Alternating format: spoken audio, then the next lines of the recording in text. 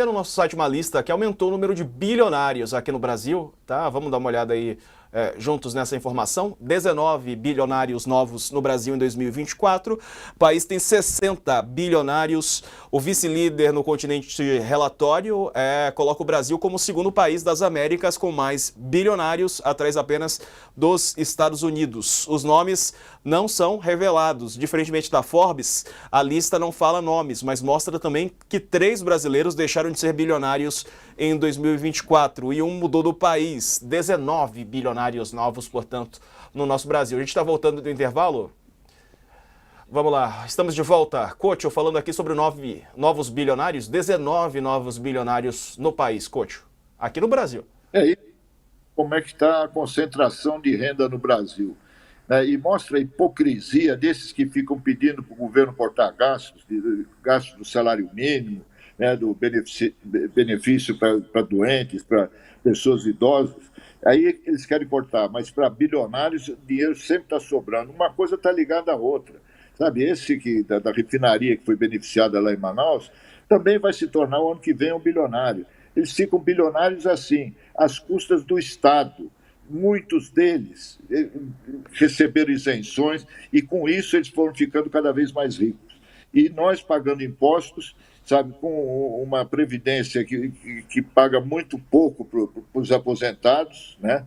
E ainda querem importar mais. Enquanto isso, nós temos novos bilionários. É uma maravilha isso. Esse é o Brasil. Você juntou 2 assuntos aí, Diego, que tem tudo a ver um com o outro. Sabe? São os privilégios, esses benefícios fiscais que não param, que são mais de 500 bilhões de reais por ano que deixam de arrecadar por causa disso. E a gente ficou discutindo aí semanas, meses, por causa de um corte de 70 bilhões em 2 anos. Como é que pode uma coisa dessa? Sabe, é revoltante o que está acontecendo.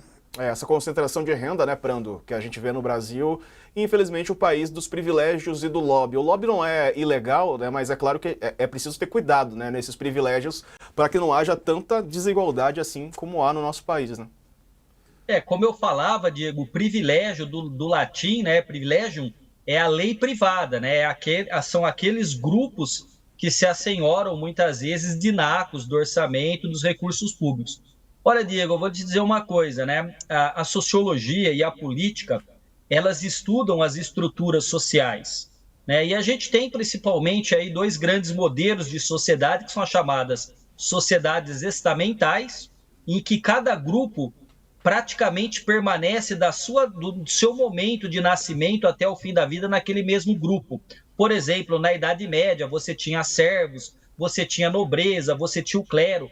Ainda hoje, né, na Índia, você tem um sistema muito forte de castas, então são sociedades estamentais. Ao contrário, as sociedades capitalistas costumam ser sociedades de classe, né, e essas classes sociais são dinâmicas. A grande questão do número de bilionários, ou de milionários, ou de ricos, não é necessariamente esse, mas é o que o coach falou, e você também coloca, que é a questão da concentração de renda. Eu quero só fazer, às vezes pode parecer que não tem muita relevância, mas eu nunca me esqueço de um dia em que eu estava na Espanha, fui fazer uma conferência na universidade, Diego, e aí depois você e o coach me digam se vocês já viram uma cena como essa que eu vou descrever. Eu tinha feito uma conferência sobre o governo Fernando Henrique e o governo Lula.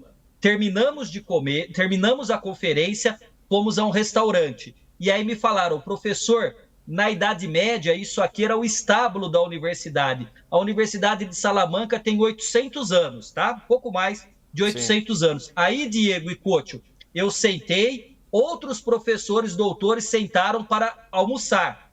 Lá fora, dava para ver na janela o pessoal varrendo a rua.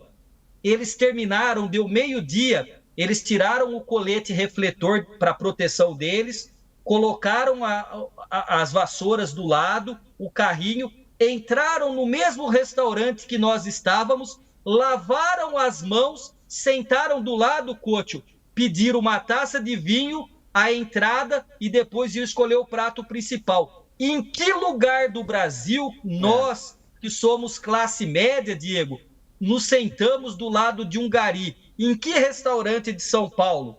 Então isso fala muito da sociedade e de uma sociedade brasileira que é uma sociedade que, na sua mentalidade, ela ainda é estamental. Quando a gente fala de racismo, Diego, tem na tudo a ver, mentalidade das pessoas, você quer interromper para voltar ao vivo, alguma coisa assim? Não, a gente está quase no horário de encerramento só, mas pode concluir, professor.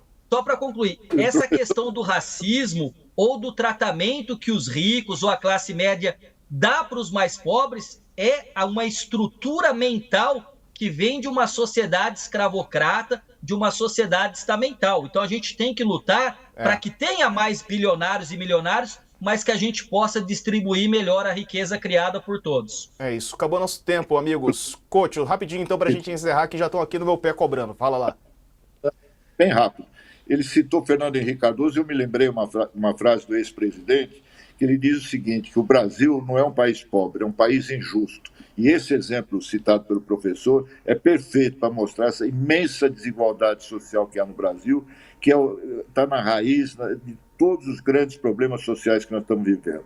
Sabe? Que por mais que se empenhe, que o governo se empenhe para mudar, não tem jeito. Sabe? A elite brasileira, ela é a pior que eu já vi no mundo, sabe? Ela só quer tudo para ela e nada para o povo. Esse é o grande drama social brasileiro. Infelizmente. Um abraço, coach. Obrigado.